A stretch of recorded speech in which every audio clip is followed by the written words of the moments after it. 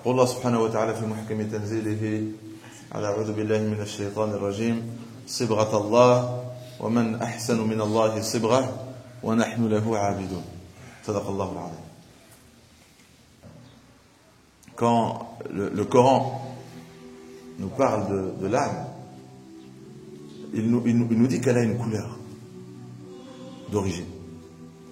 Et cette couleur-là, vous allez me dire, je vais sûrement citer une couleur, mais elle est pure. Sa couleur d'origine, c'est quoi? Elle est pure. Et la couleur qui symbolise la pureté, c'est pas forcément le blanc. C'est pas forcément le blanc. Parce que pour nous, la pureté, le mot blanc, il revient très souvent dans les textes.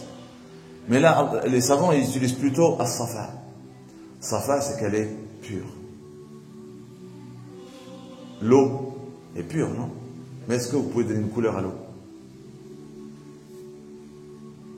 Mais cette eau-là, quand vous mettez du sirop dedans, il change de couleur. Vous savez que sa pureté a changé. Parce que des fois, vous pouvez sentir une odeur bizarre dans l'eau où elle a été mélangée à... vous savez, il y a des matières, quand on met l'eau dans certains récipients, il dégage une certaine odeur.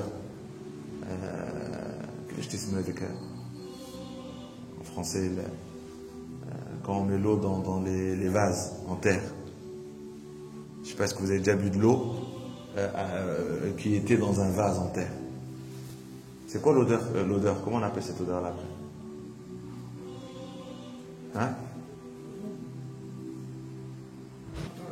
C'est quoi le qtran? Le goudron. Ça sent le goudron. Hein? L'eau, donc on sait elle était pure, mais cette odeur-là montre que on dit elle est pure en termes de couleur. Mais on sent qu'il y a eu un changement. Il y a quelque chose qui n'est... il y a quelque chose. Des fois, on peut mettre un sirop, etc. On change la couleur. Donc, il ne faut pas forcément parler de blanc quand on parle de roh. On parle de safa. Elle était pure. Et le prophète, sallallahu alayhi wa sallam, nous dit, quand le fils d'Adam fait un péché, quand le fils d'Adam fait un péché, ça peut être une parole, ça peut être une action. Le cœur est touché par un point noir. Par un point noir. Et à force, ça peut changer la pureté de ce cœur. Donc quand on parle du cœur, là on parle bien de roh. C'est des synonymes.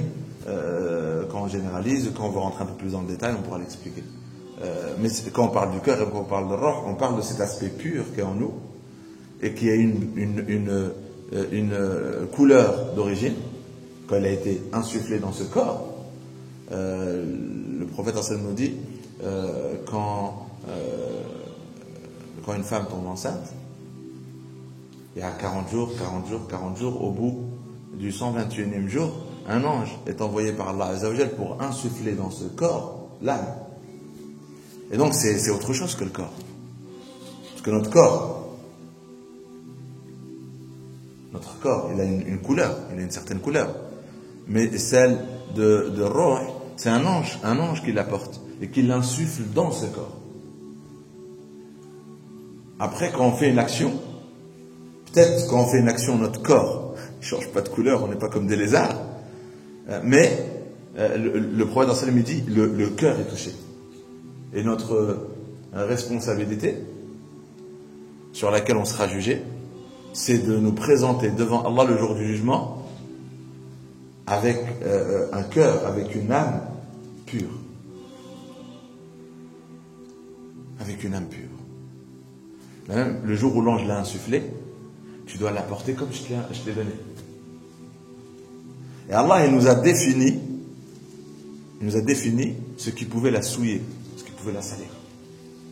C'est ce qu'on appelle les péchés, c'est ce qu'on appelle les défauts, ce qu'on appelle les maladies du cœur. Toutes ces choses-là peuvent souiller le cœur. Et c'est ça, l'être humain. L'être humain, c'est pas le corps. pour ça que le prophète nous a dit, quand les anges, l'ange de la mort est envoyé avec des anges pour sortir l'âme du corps, quand ils la sortent, et eux ils voient, les anges, au moment même où elle quitte ce corps, ils voient est-ce qu'elle est pure ou pas. Où elle est pure, où elle est pure, et il lui annonce la bonne nouvelle, et il l'élève au plus haut degré, où elle est souillée de péché, et en plus les hadiths disent, c'est pas juste sa couleur qui change, c'est pas juste sa pureté qui est ternie, c'est aussi l'odeur. Les péchés, si ils ont pas, on ne s'est pas lavé par le repentir et la demande de pardon, et ils viennent alors qu'elle a été tachée par des péchés, qu'est-ce qui se passe? Elle dégage une puanteur. Et les anges, au moment même où ils voient la couleur et la puanteur, ils maudissent la personne. L'âme elle est en train de sortir de ce bas monde. Et l'accueil, c'est quoi? C'est les anges du châtiment qui maudissent cette âme. Après, elle est mise dans un torchon, comme le dit les hadiths. Cette âme, elle est mise dans un torchon, et après, elle est même pas acceptée au premier ciel. Au moment où les anges présentent cette âme au premier ciel, les anges, les gardiens du premier ciel, ils disent c'est quoi cette mauvaise odeur? Ils arrivent déjà à la sentir. C'est l'odeur du péché.